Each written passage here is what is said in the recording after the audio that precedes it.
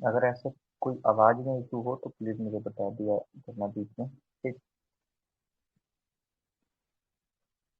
ठीक है, चलिए जैसे ये है बुलेटिन गवर्नेंस की 365 में करंट अफेयर्स आपको दिए गए हैं अप्रैल 2022 से, वो अप्रैल 2022 से दिसंबर 2022 तक।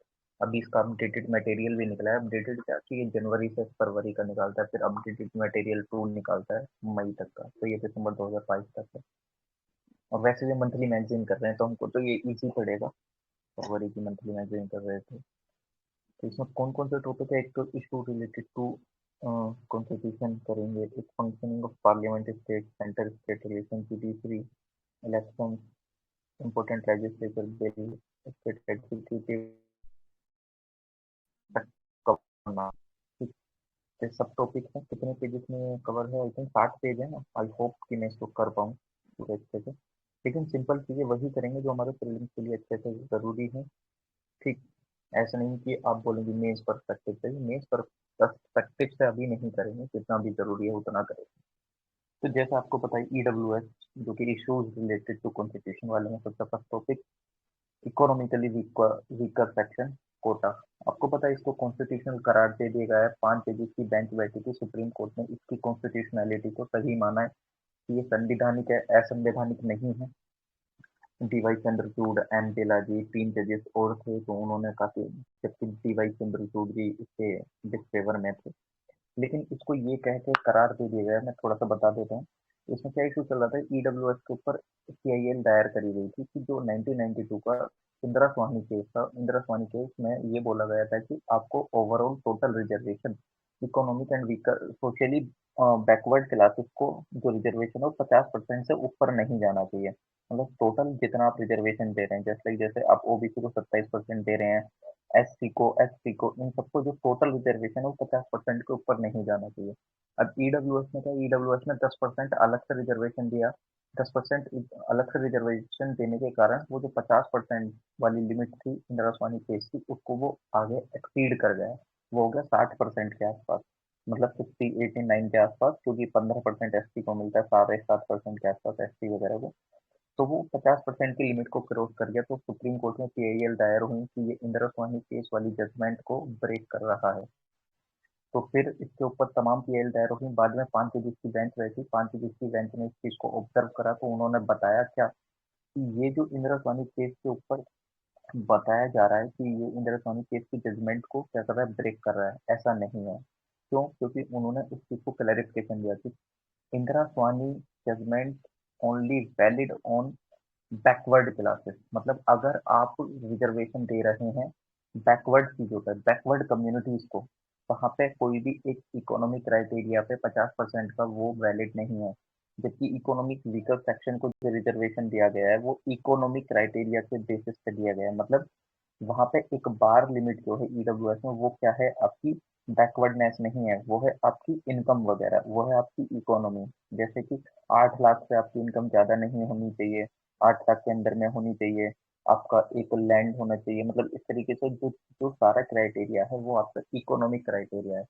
और जो इंदिरा स्वामी केस थी वो इकोनॉमिक क्राइटेरिया के बेसिस बेसिस पर जजमेंट नहीं था। उसने ये कहीं पे नहीं बोला कि 50% का रिजर्वेशन में इकोनॉमिक क्राइटेरिया भी क्या होगा, काउंट होगा।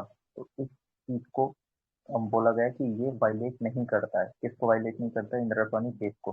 तो किसने बोला? 5 जजेस की बेंच बैठी थी, 3 जजेस ने इसके फेवर में जजमेंट दिया, 2 जजेस ने इसके डिसफेवर में रहे। ठीक। तो ये 3:2 के उसमें निकल के आया। अब हमारे लिए इसमें क्या इंपॉर्टेंट है, ये थोड़ा सा एक मैंने आपको ओवरव्यू दिया कि इसमें क्या ओवरव्यू है क्या नहीं है। अगर इसमें बात करी जाए तो अगर हमारे लिए बेसिकली 130 103rd अमेंडमेंट एक्ट आया था 2019 में, जो कि बेसिकली बैठा था, जिसकी वजह से आपको ईडब्ल्यूएस रिजर्वेशन देना चालू हुआ। और ईडब्ल्यूएस रिजर्वेशन का जो क्राइटेरिया है या जो उसकी रिकमेंडेशन थी वो किसने दी थी? सीनो कमीशन ने रिकमेंडेशन दी थी।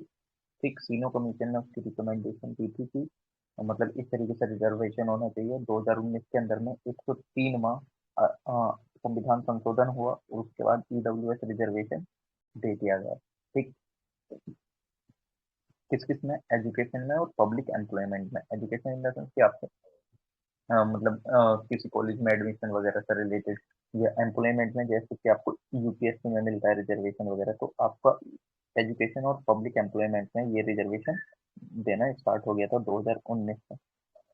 अब देखते हैं ये जो आर्टिकल हैं इसमें अमेंड कर दिए थे मतलब ये आर्टिकल ऐड हुए थे, आर्टिकल 15 का सेक्शन 6 और आर्टिकल 16 6 सेक्शन ऐड हुए थे आर्टिकल 15 के अंदर। आर्टिकल 15 के सेक्शन 6 ने क्या ऐड करा था, इसमें एक स्पेशल प्रोविजन बनाने के लिए गवर्नमेंट को पावर दे दी थी कि वो इकोनॉमिकली वीकर सेक्शन के लिए मतलब एजुकेशनली इंस्टीट्यूशंस में इस तरीके से स्पेशल प्रोविजन बना सकते हैं, क्योंकि मैंने बोला ना 103वां संविधान संशोधन में पब्लिक एम्प्लॉयमेंट और एजुकेशन में काफी अच्छे से रिजर्वेशन देना लागू हो गया था 2019 से, जब से ये आया था।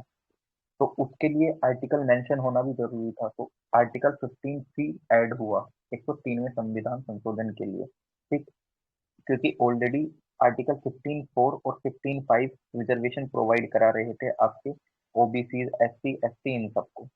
अब अगर एम्प्लॉयमेंट की बात आती है तो ऑब्वियसली बात है आर्टिकल 16 का जिक्र होना जरूरी है, क्योंकि ये आर्टिकल 16 का क्यों जिक्र होना जरूरी है, क्योंकि ईडब्ल्यूएस ने बोला कि आपके एजुकेशन में भी आपको क्या मिलेगा, रिजर्वेशन, और एम्प्लॉयमेंट भी। एम्प्लॉयमेंट में रिजर्वेशन देने के लिए आपको आर्टिकल 16 में भी ऐड करना पड़ेगा। ये वाला ऐड कराया गया एजुकेशन पर्पसेस के लिए, ये ऐड कराया गया आपके एम्प्लॉयमेंट पर्पसेस के लिए, कि अगर आपको यूपीएससी में रिजर्वेशन देना है, एसएससी में रिजर्वेशन देना है, या तमाम अदर पब्लिक एम्प्लॉयमेंट में रिजर्वेशन देना है, तो आर्टिकल 16(6) जब ऐड हुआ तो गवर्नमेंट को उसने एक पावर दे दी कि आप इस तरीके से प्रोविजन बना सकते हैं ईडब्ल्यूएस के लिए। ठीक, तो ध्यान रखना आर्टिकल 15 का सेक्शन 6, आर्टिकल 16 का सेक्शन 6 103वें संविधान संशोधन के बाद ऐड हुए हैं, तो ध्यान रखना। प्रिलिम्स पॉइंट ऑफ व्यू से ये जरूरी है। और देख लेते हैं, और क्या देखते हैं। हाँ, ईडब्ल्यूएस के क्राइटेरिया देख लेते हैं। ईडब्ल्यूएस के जो क्राइटेरिया है उसके अंदर आपकी कोई भी ओबीसी कवर नहीं होती है, एससी कवर नहीं होता है, एसटी कवर नहीं होता है। जिस टाइम पे पीआईएल दायर हुई उस टाइम पे एक पीआईएल ये भी दायर हुई थी ईडब्ल्यूएस के खिलाफ कि ये क्या कर रहा है, प्रोहिबिट कर रहा है, मतलब ये एक डिस्क्रिमिनेशन कर रहा है। आप ईडब्ल्यूएस के अंदर में रिजर्वेशन नहीं दे रहे हैं ओबीसी, एससी, एसटी को। तो वहां पे एक तथ्य दिया गया जस्टिस एम बेला के एम बेला जी के द्वारा ही, शायद कि उन्होंने बोला कि ठीक है, अगर इनको रिजर्वेशन देंगे तो डबल कोइंसिडेंस हो जाएगा रिजर्वेशन का, कि मतलब एक तो ऑलरेडी इनके पास रिजर्वेशन और प्लस सेकंड रिजर्वेशन इनको ईडब्ल्यूएस में मिलेगा। बट एक और दिया गया था कि ईडब्ल्यूएस रिजर्वेशन वैलिड है इकोनॉमिक क्राइटेरिया पर, और ऑलरेडी इनको मिल रहा है रिजर्वेशन 27%, 10%, 7.5% के आसपास। इन सबको ऑलरेडी रिजर्वेशन मिल रहा है। अगर ये दोबारा रिजर्वेशन क्या होगा, रिजर्वेशन में एक काउंटर हो जाएगा, मतलब पहले से भी मिल रहा है और फिर दोबारा सेकंड रिजर्वेशन भी मिलेगा। तो जो ये इकोनॉमिकली बैकवर्ड सेक्शन के लिए जो लाया गया है वो क्राइटेरिया फिर फुलफिल नहीं हो पाएगा। तो इसमें जैसे कि क्राइटेरिया बना रखा क्या कि 8 लाख रुपए की लिमिट, कि 8 लाख रुपए से आपकी इनकम ज्यादा नहीं होनी चाहिए। ठीक, 5 एकड़ से आपका एग्रीकल्चर लैंड ज्यादा नहीं होना चाहिए। ध्यान रखना, क्योंकि ये इशू काफी अच्छे था, क्योंकि इसकी कॉन्स्टिट्यूशनलिटी करार दे दी गई है, तो इसको ध्यान रखना।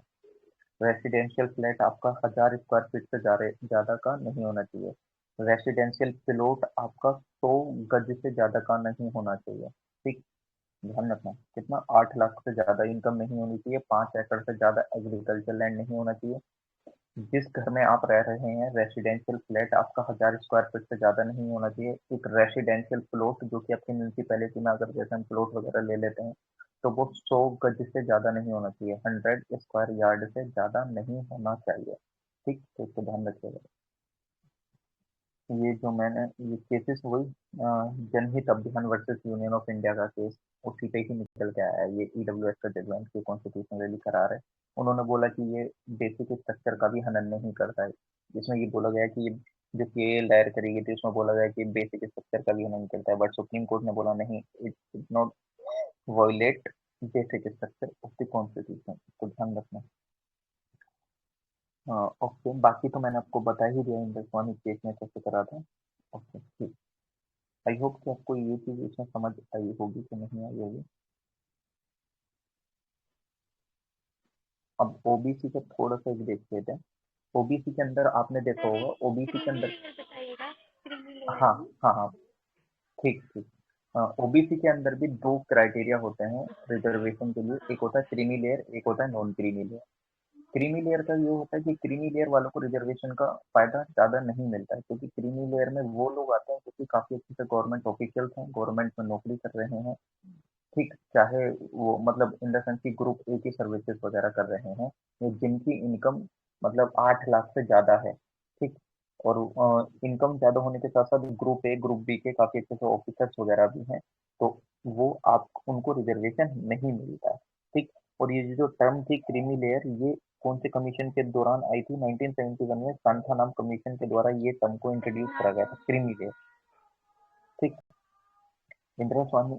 और बेसिकली जो एनसीएल का आपने देखा होगा कि ओबीसी में भी दो सर्टिफिकेट बनते हैं, एक होता है एनसीएल, एक होता है सीएल। मतलब क्रीमी लेयर का तो क्या ही बनवाना, नॉन क्रीमी लेयर का ही बनवाते हैं। नॉन क्रीमी लेयर से ये डिफाइन हो जाता है कि आपकी इनकम 8 लाख से ज्यादा नहीं है, आप किसी गवर्नमेंट ऑफिस में वर्क नहीं करते हैं, या ग्रुप ए ऑफिसर नहीं है, आप ग्रुप बी ऑफिसर नहीं है। ठीक, तो उसको ध्यान रख लेना कि क्रीमी लेयर वालों को रिजर्वेशन नहीं मिलता ओबीसी में, नॉन क्रीमी लेयर वालों को ओबीसी में रिजर्वेशन मिलता है। ठीक, ओके, आगे देख लेते हैं। Sub categorisation of other backward classes, sub categorisation of other backward classes.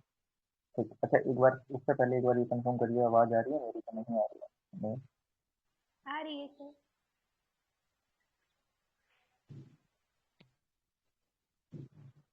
ठीक, सब categorisation of other backward classes. Union cabinet commission में अभी एक आपको अभी आपको पता है जस्टिस रोहिणी कमीशन बैठा था, जो कि सब कैटेगराइजेशन ओबीसी से रिलेटेड चीजों को देख रहा था कि ओबीसी को भी कैटेगराइज करा जाए। ठीक, इसने अपनी रिपोर्ट जुलाई 2023 में सबमिट करी है अभी गवर्नमेंट को। ठीक, तो उसको देख लेते हैं कि क्या क्या है इसमें, क्या क्या नहीं है। जो कमीशन फॉर्म करा गया था वो आपको किस आर्टिकल के ऊपर करा गया था? आर्टिकल 340 के ऊपर आपका कमीशन फॉर्म हुआ था 2017 में, किस पे? कि ओबीसी का भी कैटेगराइजेशन हो, मतलब ओबीसी के अंदर भी कैटेगराइज मतलब करा जाए चीजों को, कि उनके अंदर भी क्या होता है। ओबीसी में ऐसा नहीं है कि सब ही बैकवर्ड क्लासेस हैं, ओबीसी के अंदर भी इतने सक्षम लोग हैं जो कि अपने आप में तमाम करोड़पति लोग हैं, और वो अभी भी एनसीएल का सर्टिफिकेट लेके भी बैठे हैं हुए होते हैं। ठीक, तो उनको बोला कि इसको कैटेगराइजेशन करो। तो जस्टिस रोहिणी कमीशन बैठाया 2017 में, आर्टिकल 340 का यूज करते हुए। आर्टिकल 340 का यूज करते हुए क्या होता है? आर्टिकल 340 में यह है कि प्रेसिडेंट कोई भी कमीशन बना सकता है अगर उसको सोशली इकोनॉमिक बैकवर्ड क्लासेस की कुछ इन्वेस्टिगेशन कराना हो कंडीशन से रिलेटेड। तो ध्यान रखना, प्रेसिडेंट को ये पावर है कि वो कोई भी एक कमीशन बना सकता है सोशली इकोनॉमी की बैकवर्ड क्लासेस की कंडीशंस को इन्वेस्टिगेट करने के लिए। अब बात आती है, अच्छा चलो ठीक है, ये इसमें काफी अच्छे से ये बना देते हैं कमीशन, तो अब क्या करा उसने, क्या रिपोर्ट उसने प्रस्तुत करी, क्या नहीं करी, वो देख लेते हैं। ठीक, अब क्या हुआ एन 2015 में भी एनसीबीसी ने, मतलब national commission for backward classes ने भी एक कंडीशन प्रपोज करी थी। मतलब इसी को मतलब इन द सेंस कि उसको उसी को ही एग्जामिन करने के लिए जस्टिस रोहिणी कमीशन बैठा था। तो एक बार एनसीबीसी का देख लेते हैं, एनसीबीसी ने किस तरीके से डिवीजन बोला था किस ओबीसी से, ओबीसी का डिवीजन उसने किस तरीके से रिकमेंडेशन दी थी कि हाँ ये होना चाहिए। तो उसने क्या करा, उसने तीन ग्रुप में ओबीसी को डिवाइडेशन की बात कही। एक बोला एक्सट्रीमली बैकवर्ड क्लासेस, एक था मोर बैकवर्ड क्लासेस, एक था बैकवर्ड क्लासेस। मतलब एक तो वो ग्रुप बनाया उसने, ग्रुप ए में उन लोगों को रखना चाहा जो कि बहुत ज्यादा बैकवर्ड है, सोशली भी, एजुकेशनली भी, इकोनॉमिकली भी। ठीक, मतलब इन द सेंस ऐसा समझ लो कि जो कि ट्राइबल एरियाज में रह रहे हैं उनकी कंडीशन बहुत ज्यादा खराब है, तो उनको ग्रुप ए में रखा जाए। ये किसने बोला? National commission for backward classes ने। एक उसने ग्रुप बी बनाया, उसने बोला कि जो मोर बैकवर्ड इन द सेंस कि इतने एक्सट्रीम नहीं है बट हाँ वो भी बैकवर्ड है। ठीक, मतलब वो इतने एक्सट्रीम बैकवर्ड नहीं है बट बैकवर्ड है, मतलब अपना ट्रेडिशनल ऑक्यूपेशन वो कर रहे हैं, मतलब जो पूर्वज से चला आ रहा है उसी पे वो अपने जीवन यापन कर रहे हैं। मतलब उनके पास सिर्फ इतना है कि उनको 2 वक्त की रोटी मिल रही है, बट इतने भी पुअर नहीं है ग्रुप ए की तरह कि उनको खाने के लिए भी चीजें देखनी पड़ रही हैं। लेकिन ग्रुप बी में क्या कि चीजें ठीक है, वो अपना ट्रेडिशनल ऑक्यूपेशन करके थोड़ा बहुत अपना जीवन यापन हल्का बहुत कर ले रहे हैं। एक बैकवर्ड क्लासेस बनाया उसने ग्रुप सी करके कि हाँ ये फॉरवर्ड क्लासेस हो जाएगी, जो कि ओबीसी के अंदर जो कि थोड़ा मतलब थोड़ा क्या, वो काफी सक्षम है, अपना जीवन यापन काफी अच्छे से कर रहे हैं, अपनी जरूरतों की चीजों को काफी अच्छे से, मतलब ठीक है, काफी अच्छे से चल रही हैं चीजें। तो तीन रिकमेंडेशन दी कि ग्रुप ए में डिवाइड करो, ग्रुप बी में डिवाइड करो, ग्रुप सी में डिवाइड करो। ठीक। और इसमें बोला गया, इसमें एक और चीज बोला एनसीबीसी ने, इसने बोला कि ये जो 11 स्टेट है ना, मतलब स्टेट गवर्नमेंट ने काफी अच्छे से अपने वहां पे इनको सब कैटेगराइज कर रखा है। मतलब जैसे कि according to NCBC 11 states have sub categorised OBC for reservation in state government owned institution. मतलब ये जो 11 स्टेट हैं, इन्होंने अपने वहां पे जो गवर्नमेंट के इंस्टीट्यूशन है उसमें कुछ इस तरीके के क्राइटेरिया, मतलब सब कैटेगराइजेशन भी कर रखा है, जैसे कि आंध्र प्रदेश, तेलंगाना, पुडुचेरी, कर्नाटक, हरियाणा। मतलब इन्होंने अपने गवर्नमेंट इंस्टीट्यूशन में कुछ इस तरीके से क्राइटेरिया भी कर रखा है। ठीक। अब जब एनसीबीसी न्यूज में आया तो हमारे लिए एनसीबीसी का जानना जरूरी हो जाता है। एनसीबीसी आपका 102nd कॉन्स्टिट्यूशन अमेंडमेंट एक्ट के थ्रू बनी थी। ये कॉन्स्टिट्यूशनल बॉडी है। कॉन्स्टिट्यूशनल बॉडी वो होती है जो कि संविधान में आपके मेंशन हो। आर्टिकल 338 बी के अंदर आपकी एनसीबीसी मेंशन है। ये सेटअप हुई थी पहले statutory body as a NCBC act के थ्रू 1993 में, लेकिन बाद में इसको 102वां संविधान संशोधन करके संवैधानिक बॉडी करार दे दिया गया। अब इसका आप मेरे को बता सकते हैं किस ईयर में इसको कॉन्स्टिट्यूशनल बॉडी बनाया गया? पहले ये स्टैट्यूटरी बॉडी थी। स्टैट्यूटरी बॉडी क्या थी? इसको किसी एक कानून के तहत बनाया गया था। किस कानून के तहत? एनसीबीसी एक्ट 1993 के तहत बनाया गया था। कोई भी बॉडी अगर कानून के तहत बनाई जाती है या कोई एक एक्ट पारित करके बनाई जाती है, उसको स्टैट्यूटरी बॉडी कहा जाता है। संवैधानिक बॉडी जो कि आपके संविधान में मेंशन है। इसको संवैधानिक कब बोला गया? 102वां संविधान संशोधन करके आर्टिकल 338 बी ऐड करा गया। इसके अंदर चेयरमैन होता है, चेयरपर्सन होते हैं, तीन अदर मेंबर होते हैं। जो इसका अपॉइंटमेंट होता है वो प्रेसिडेंट के द्वारा होता है। इनका जो टेन्योर है वो ministry of social justice and empowerment के। हाँ, कुछ बोल रहे हैं शायद कोई।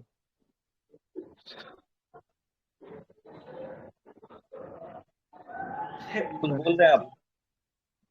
एक बार टाइप कर दीजिएगा यार, आपकी आवाज बहुत इशू कर रही है। टाइप कर दीजिएगा प्लीज। अगर ऐसे कुछ बोलना है तो इशू कर रहा है आपकी आवाज। ठीक। जो टेन्योर होता है वो ministry of social justice and empowerment के तहत इनका तय होता है। ठीक। तो इसको ध्यान रखना कि जस्टिस रोहिणी कमीशन कहाँ बैठा। तो जस्टिस रोहिणी कमीशन ने वही जो मतलब सब कैटेगराइजेशन से रिलेटेड उसने एग्जामिन करी चीजें। तो ये ध्यान रखना कि ये बैठा क्यों था। हेलो, हाँ बोलिए बोलिए प्लीज, आपकी आवाज इशू कर रही थी।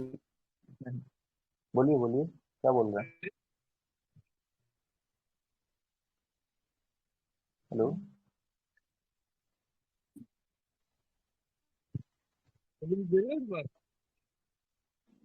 हाँ बोलिए, थोड़ा सा इको तो हो रहा है बट कोई नहीं, बोलिए एक बार, बोलिए क्या बोल रहे हैं आप? मैं बोल रहा हूँ भाई, प्रीलिम्स दे रहे हो? भाई एक काम करना, आप ये एक बार हेलो। इस इस सेशन के बाद ये सब एक बार भाई पूछिएगा एक प्री बार। दे रहे हैं इस बार? हाँ मैं फ्री दे रहा हूँ, इस बार दे रहा हूँ फ्री।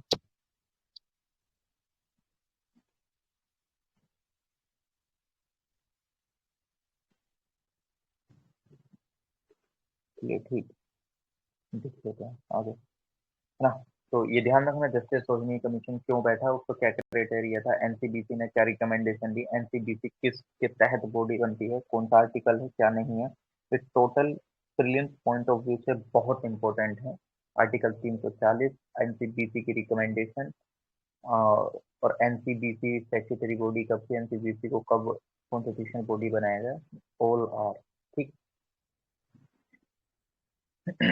अब थोड़ा सा और देख लेते हैं इसमें कि यार इसमें ऐसा मुझे इतना कुछ दिखा नहीं, लेकिन देखो एक चीज बता देता हूँ। ये जो आर्टिकल है 243 यू, इसको बता देता हूँ मैं वैसे ही, क्योंकि जो इसमें मेंशन कर रखे हैं मेन पॉइंट ऑफ व्यू से काफी अच्छे से केसेस के लिए मेंशन कर रखे हैं, लेकिन अभी मैं इतना डिटेल में नहीं जा रहा हूँ, लेकिन मैं बता देता हूँ। आर्टिकल 243 यू कॉन्स्टिट्यूशन का ये बोलता है कि आपको म्यूनिसिपैलिटी का election before expiring the duration complete करना है। मतलब अगर कोई भी म्यूनिसिपैलिटी है, म्यूनिसिपैलिटी में आप देखते हैं चेयरमैन होता है, उस चेयरमैन का टेन्योर खत्म होने से पहले आपको इलेक्शन कंप्लीट कराना है। ठीक। ये आर्टिकल 243 यू के तहत होता है।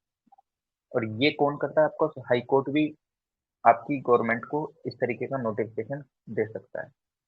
क्यों? क्योंकि ऐसा देखने को मिला यूपी गवर्नमेंट में अभी इलेक्शन होने वाले थे, तो हाई कोर्ट ने यूपी गवर्नमेंट को नोटिफाई करा कि you have to complete your election before expiry of it duration. ठीक, आपको ड्यूरेशन से पहले आपको इलेक्शन कंप्लीट करना है। बाकी उसमें क्या हुआ क्या नहीं हुआ वो इतना इम्पोर्टेंट नहीं है। आर्टिकल 243 इम्पोर्टेंट है, हमने बता दिया। ठीक,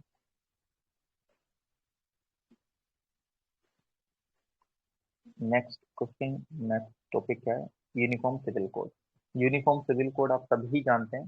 ठीक, यूनिफॉर्म सिविल कोड में क्या होता है? अभी एक private member bill uniform civil code in India करके 2020 में राज्यसभा में इंट्रोड्यूस हुआ था। मतलब कुल मिला के समान कानून बना देना सब, मतलब मुस्लिम के लिए भी, हिंदू के लिए भी, क्रिश्चियन के लिए भी, सिख के लिए भी, कि all over the India same कानून लागू हो, कि ना किसी का कोई पर्सनल लॉ रहे, ना किसी का कोई एक, मतलब जैसे special marriage act, Hindu marriage act, Muslim personal law, ये सारे मतलब उन सबको एक साथ कंबाइन करके पूरा एक लॉ बना दिया गया। उसमें अड़चने हैं बनने में, काफी सारी चीजें आपको सही करनी पड़ेंगी, उसके बाद यूसीसी लागू होगा। ठीक, लेकिन हमारे लिए जो इम्पोर्टेंट है उसको देख लेते हैं। अभी प्रीलिम्स पॉइंट ऑफ व्यू से चीजें करेंगे, मेंस पॉइंट ऑफ व्यू से अभी मैं कुछ नहीं डिस्कस कर रहा हूँ, वरना बताने के लिए इसमें बहुत चीजें हैं, यूसीसी में किया ऐसे हो सकता है वो हो सकता है, लेकिन नहीं। तो ध्यान रखना, आपके कॉन्स्टिट्यूशन आर्टिकल 44 के अंदर आपके यूसीसी के बारे में मेंशन है। इसके अंदर आर्टिकल 44 के अंदर आपका यूसीसी के बारे में मेंशन है। ठीक, जो कि डीपीएसपी है एक आपकी। ठीक, तो इसको ध्यान रख लेना। लेकिन सबसे ज्यादा अहम जरूरी बात यहाँ पे ये भी आ जाती है, जो आपके पर्सनल लॉज है वो किस में आते हैं? कॉन्करेंट लिस्ट में आते हैं, ध्यान रखना। Personal laws comes under concurrent list. Personal law आपके किस में आते हैं? कॉन्करेंट लिस्ट में। अब मैं आपको एक चीज बताऊं, क्या जो हम यूसीसी लाने की बात कर रहे हैं, क्या इस तरीके की चीजें पहले भी थी? क्या कुछ ऐसे कानून हैं, मतलब मान लीजिए कल को प्रीलिम्स में एक स्टेटमेंट दे देता है या कुछ इस तरीके से एक लाइन दे दी आपको कि क्या ये पहले यूनिफॉर्म सिविल लॉ में हम इसको काउंट कर सकते हैं? क्या it is the example of uniform civil code?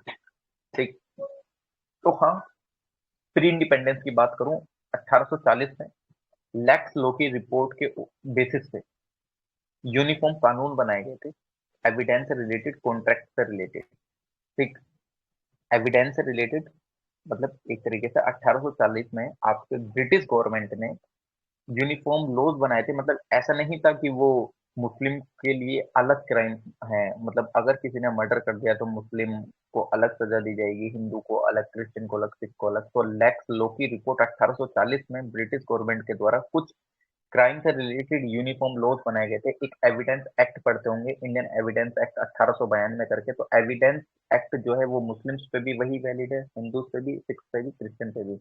ऐसा नहीं है कि वो सबके लिए अलग अलग वैलिड है। ठीक, लेकिन उन्होंने इंटेंशनली, मतलब उन्होंने खुद अपनी इच्छा से ही मुस्लिम और हिंदू पर्सनल लॉ को छोड़ दिया था, क्योंकि आपस में चीजों को नहीं करना चाहते हैं। मतलब उनका काम यही था ना कि एक तरीके से आपस में बिठाना और रूल करना।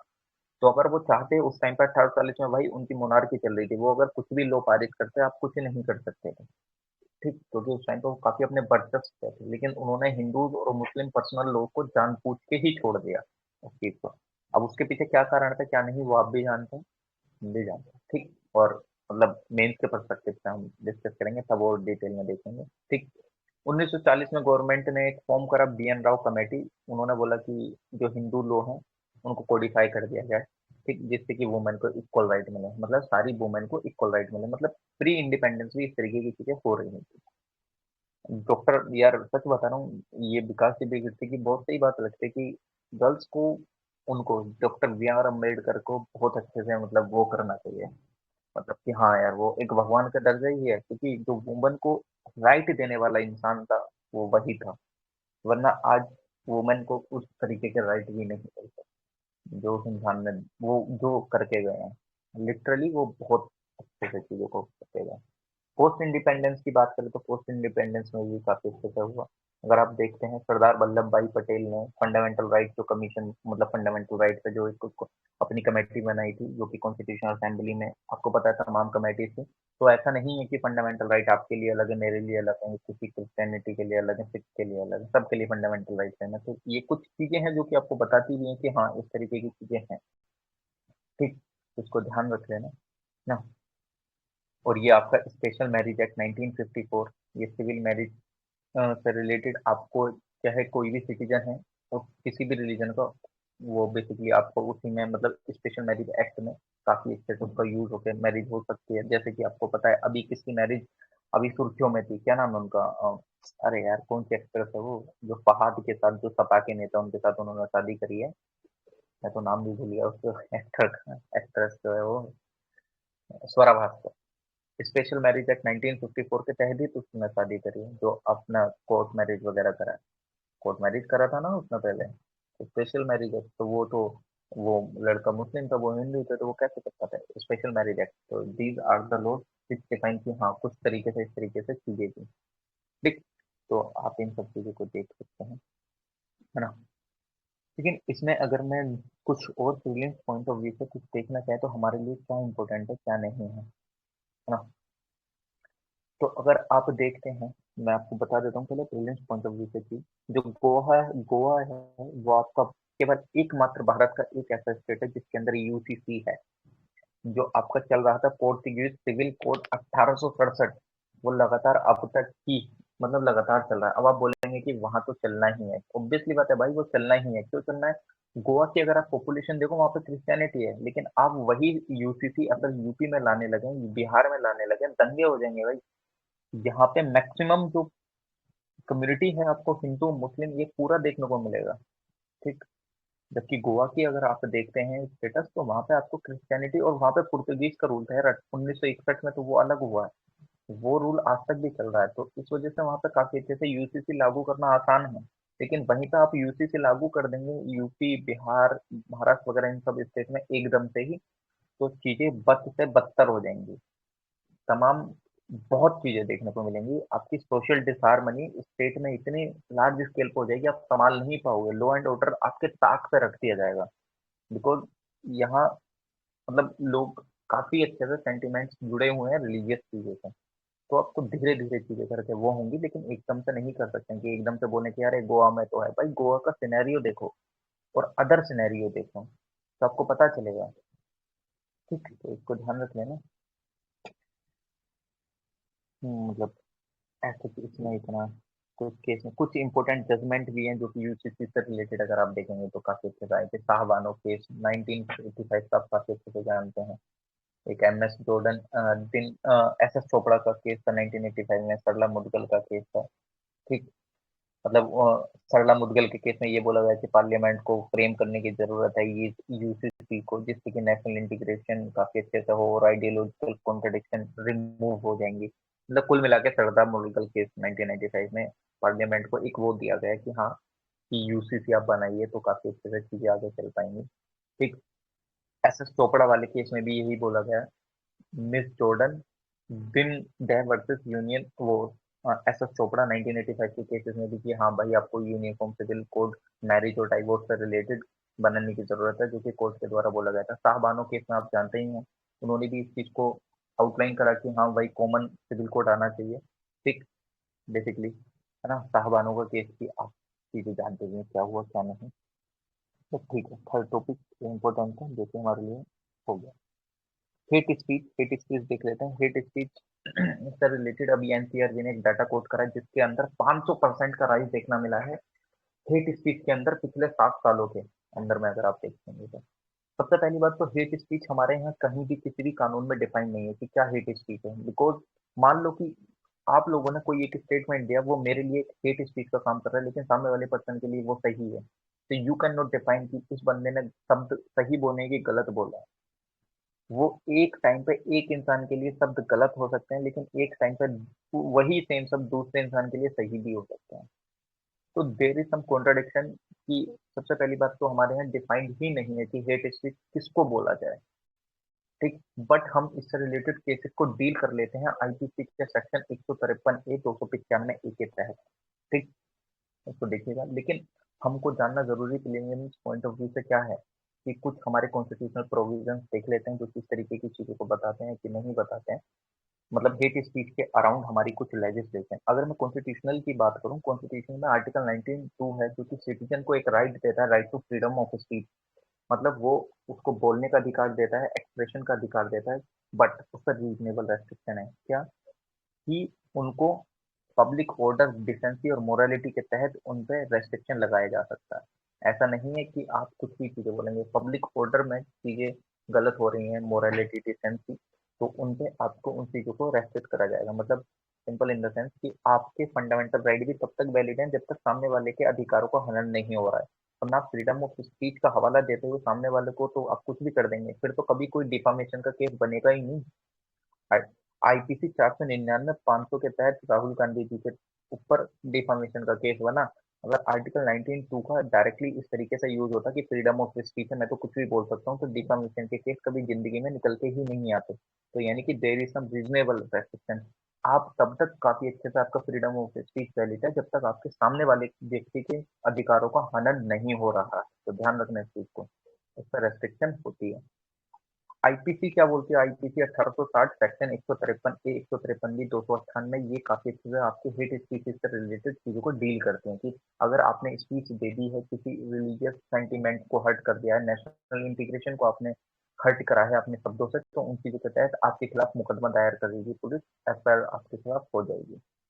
रिप्रेजेंटेशन ऑफ पीपल एक्ट 1951 क्या कहता है, 1951 यानी कि जो इलेक्शन से रिलेटेड अभी अभी आपने देखे होंगे, क्या हुआ, किसको मतलब राहुल गांधी जी को अभी क्या कर दिया गया, डिस्क्वालीफाई कर देगा। अब वो मैंने आपको बताया भी था, आरपीए 1951 सब सेक्शन 8 का सब सेक्शन 4 के तहत उनको हटा दिया गया था, है ना। मतलब आप किसी भी आरपीए सेक्शन 8 के तहत आप किसी पर्सन को डिस्क्वालीफाई कर सकते हैं इलेक्शन से।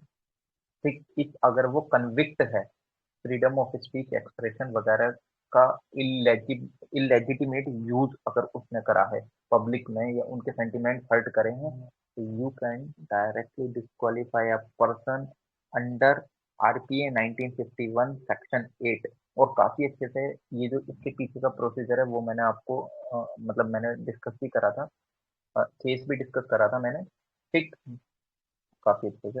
और सेक्शन 123, मतलब आरपी के अंदर सेक्शन 123 का सब सेक्शन 3A है, 125 है सेक्शन। तो ये भी मतलब अगर आपने रिलीजन, रेस, कास्ट, कम्युनिटी, इन सबसे रिलेटेड कुछ इलेक्शन में या कुछ करप्ट प्रैक्टिसेस कर दी हैं, तो उन सबको ये रोकता है, प्रोहिबिट करता है कि आप इस तरीके की चीजें नहीं कर सकते हैं। मतलब आप इलेक्टोरल प्रैक्टिसेस को करप्ट करते हैं बाय एनी मीन्स, चाहे आप रिलीजन, रेस, इन सबसे। एक protection of civil right act है 1995 का, इसका सेक्शन 7 डायरेक्टली पीनलाइज करता है अगर आप किसी भी तरह की मतलब अनटचेबिलिटी को मतलब अनटचेबिलिटी को आप टच कर देते हैं अपने शब्दों से या रिटर्न से, मतलब ऐसा अभाव देखने को मिल जाए कि आप छुआछूत जैसी चीजों को बढ़ावा मिल रहा है उन सब चीजों से, तो आपका protection of civil right act 1995 के सेक्शन 7 के तहत आपको पीनलाइज करा जाएगा। ठीक, तो इसको ध्यान रखिएगा। आवाज आ रही है मेरी, आवाज आ रही है मेरी, एक बार प्लीज कंफर्म करिए। ओके, ठीक, एडिशन देख लेते हैं।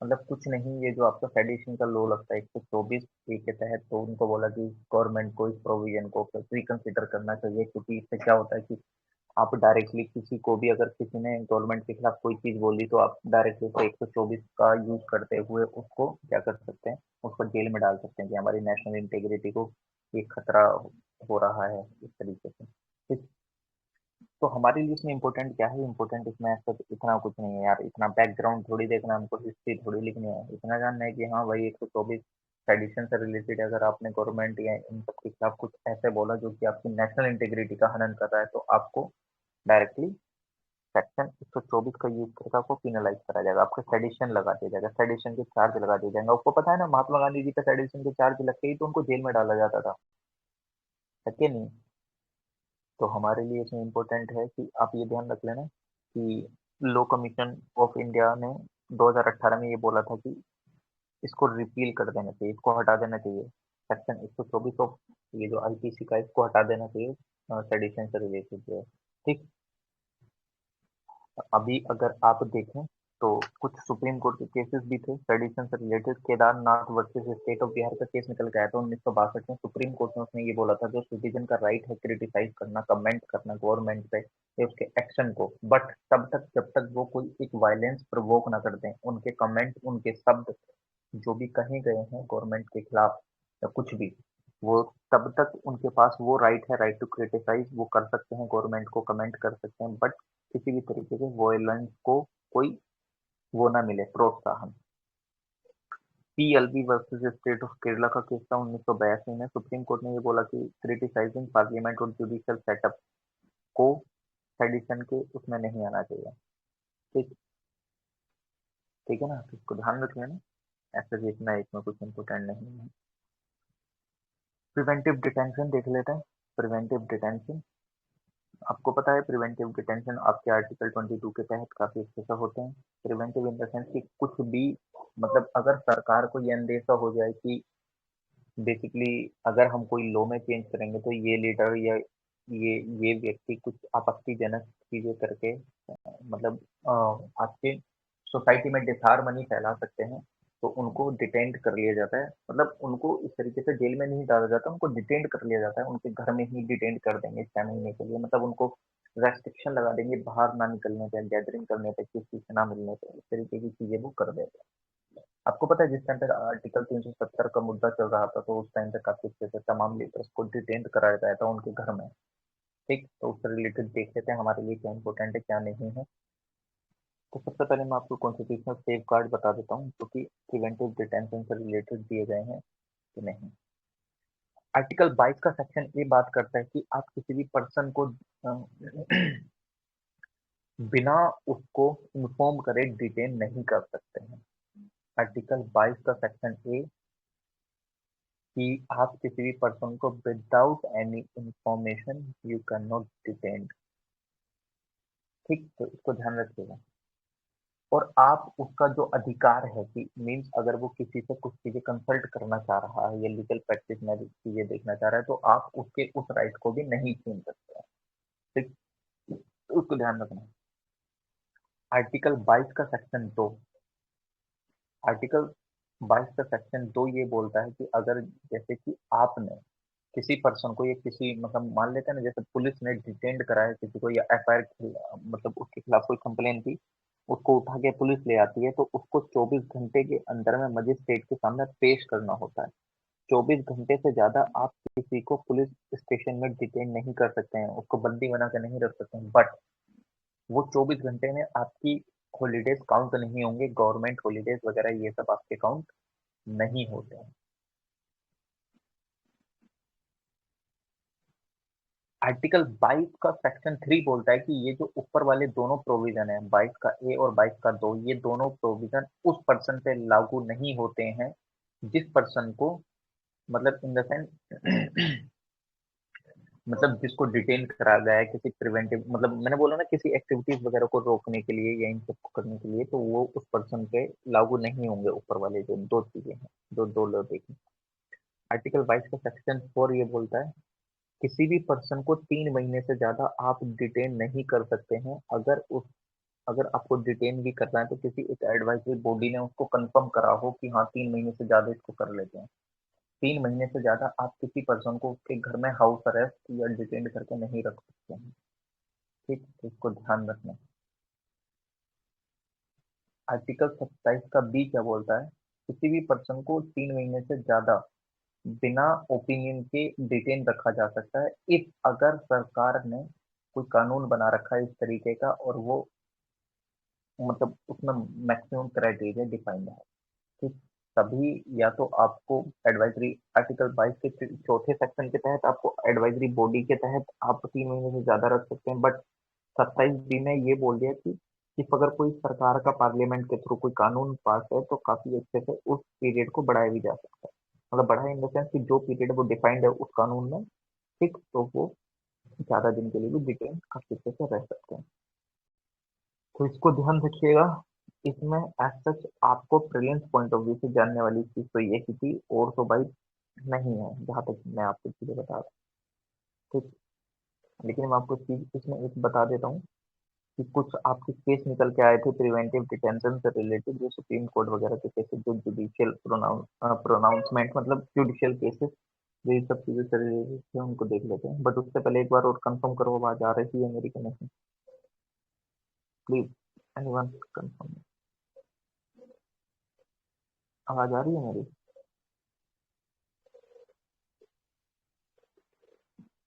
ओके। ए के गोपालन वर्सेस स्टेट ऑफ मद्रास का केस निकल के आया था 1950 में। ठीक। एक ही गोपालन केस था, एक Subban Lal versus state of Uttar Pradesh का केस है, Shambhunath Shankar versus state of West Bengal का केस है। इन सब केसेस का मेंस में बहुत अच्छे से यूज भी करते हैं, लेकिन थोड़ा सा देख लेते हैं क्या होता है क्या नहीं होता। ए के गोपालन वर्सेस स्टेट ऑफ मद्रास के केस में 1950 में कोर्ट ने हरी झंडी दे दी थी कि आप प्रिवेंशन डिटेंशन एक्ट मतलब बेसिकली कर सकते हैं, बना सकते हैं काफी अच्छे से, क्योंकि अगर आपकी कुछ सोशल डिसहार्मनी वगैरह इस तरीके से चीजें हैं तो इस तरीके से आप बना सकते हैं। ठीक। जो कि आर्टिकल आपके 22 के सेक्शन 5 में काफी अच्छे से दे रखे हैं प्रोविजन। ठीक है, उनके बेसिस पर बना सकते हैं उन सब चीजों को। ठीक। अगर बताए जाए सिब्बन लाल वर्सेस स्टेट ऑफ उत्तर प्रदेश की कहानी।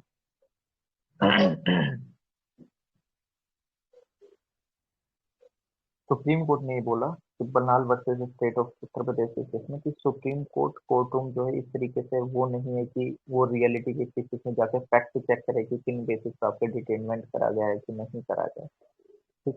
Shambhunath versus state of West Bengal के केस में ये बोला गया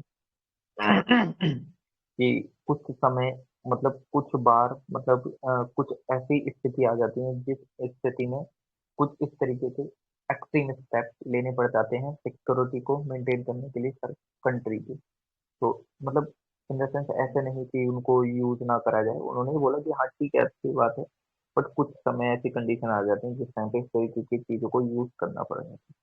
लेकिन ग्राउंड क्या है प्रिवेंटिव डिटेंशन के जो हम देते हैं, सिक्योरिटी ऑफ स्टेट फॉरेन, मतलब हम अपने राज्य की मतलब स्टेट इन द सेंस कि आपकी इंडिया कंट्री या कोई एक राज्य है उससे related.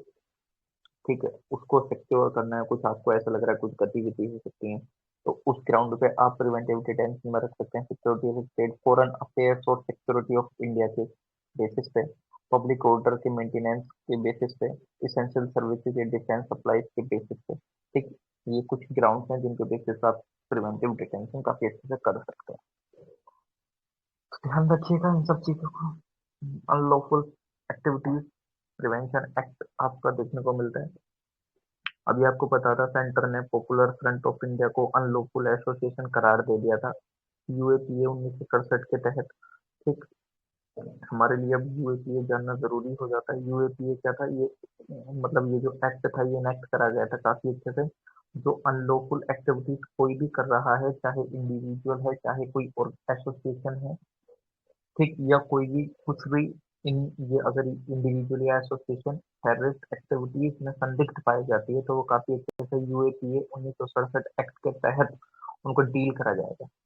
Unlawful activities in the sense कि आप मतलब कि हमारे देश को उससे काफी हद तक खतरा हो सकता है, हमारी इंटीग्रिटी को काफी हद तक खतरा हो सकता है। ठीक। इस तरीके के अगर इस टाइप के इंडिविजुअल एसोसिएशन के लिए गए हैं तो उनका केस यूएपी के अंडर में मतलब कर लिया जाता है। अब यूएपी के अंडर में क्या होता है कि इस तरीके से वो किसी भी इन द सेंस कि जो केस यूएपी के अंडर में रजिस्टर्ड हो जाते हैं वो स्टेट पुलिस और नेशनल पुलिस मतलब नेशनल इन्वेस्टिगेशन एजेंसी के द्वारा काफी अच्छे से इन्वेस्टिगेट करे जाते हैं। मतलब ऐसा समझो कि उनको देशद्रोही करार दे दिया जाना है, इस तरीके कि ये देश के लिए हानिकारक है। जब उन पे यूएपीए लग जाता है तो काफी अच्छे से ऐसा समझ लो कि वो मतलब देशद्रोही टाइप से। तो यूएपीए पावर देता है सेंट्रल गवर्नमेंट को कि ऑल ओवर इंडिया वो एसोसिएशन पे बैन लगा सकती हैं अगर इस तरीके की कोई उनको संदिग्ध चीजों में पाई जाती है कोई भी एसोसिएशन। एक्ट के अंदर ये भी प्रोविजन है कि एक ट्रिब्यूनल भी बनाया जा सकता है रिव्यू करने के लिए, जो अपील बैन मतलब वो जो बैन लगा है, मतलब ये जो एसोसिएशन है वो एक ट्राइब्यूनल में अपील भी डाल सकते हैं इन द सेंस ना, अगर डालना चाहें तो एक ट्राइब्यूनल बनाया जा सकता है, एक प्रोविजन है ऐसा। ठीक।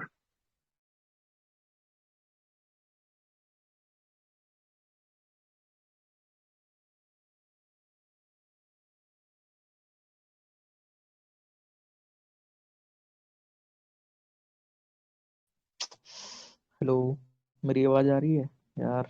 क्या इशू आ गया था? कॉल।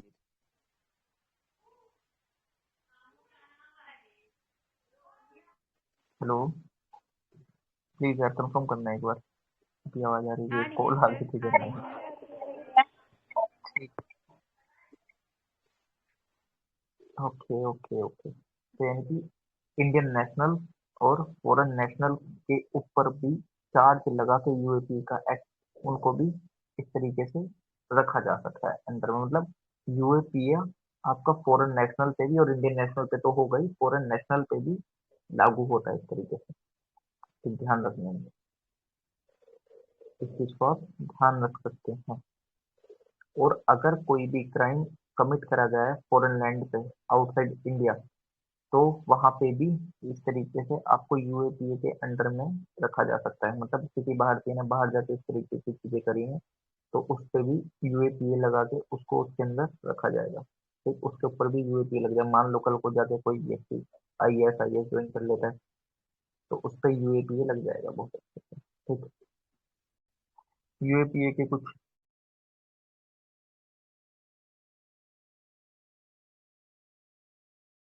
मतलब एक तो पावर यूएपीए एक्ट।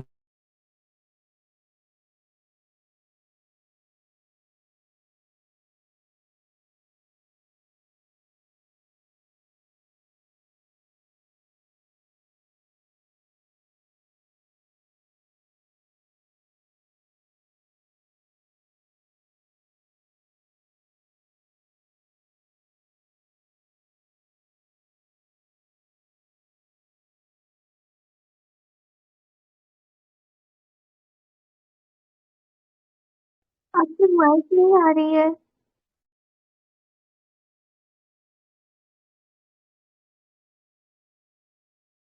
बिल्कुल नहीं है, पता नहीं कहाँ गए सर।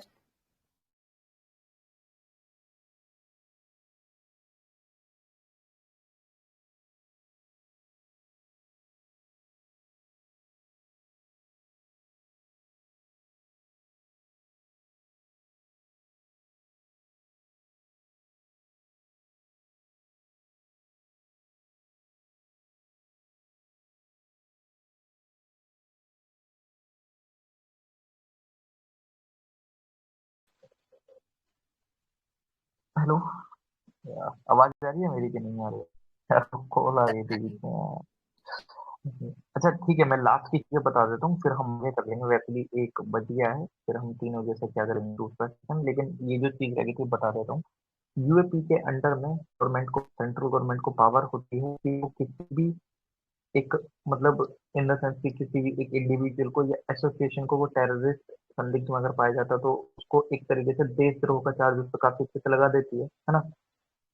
या उसको टेररिस्ट ऑर्गेनाइजेशन घोषित भी कर सकती है। ठीक, काफी अच्छे से उसको वो टेररिस्ट ऑर्गेनाइजेशन भी घोषित करती है। इसको कि अगर कोई संदिग्ध पाया जाए आपको टेररिस्ट वाली मतलब टेररिस्ट एक्टिविटीज में, कोई व्यक्ति या कोई भी एक एसोसिएशन। ठीक, तो इसको ध्यान रखिएगा। और हाँ, अगर आप इसमें देखी जाए तो ऐसा इतना इन्वेस्टिगेशन किसके द्वारा करी जाती है?